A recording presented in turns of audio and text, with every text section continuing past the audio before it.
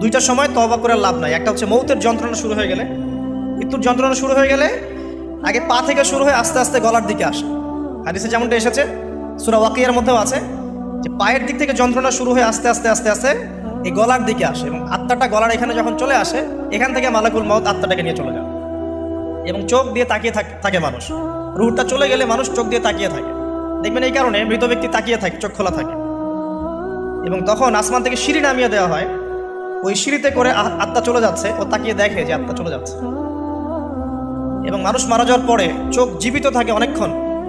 Medical science যারা পড়েছে তাদেরকে জিজ্ঞাসা করবে, মানুষ ডেড হয়ে গেলেও চোখ দেখবেন আরও কয়েক ঘন্টা, হয়তো আরও নির্দিষ্ট একটা সময় পর্যন্ত চোখটা কিন্তু জীবিত থাকে। এই জন্যে চোখ বন্ধ করে দিতে হয়। যাই হোক, যেটা বলছিলাম যে মৌতের যন্ত্রণা শুরু হয়ে গেলে তওবা করে লাভ নাই, তওবার দরজা বন্ধ। আর পশ্চিম দিক থেকে সূর্য উঠে গেলে তওবা করে লাভ নাই, তওবার দরজা বন্ধ।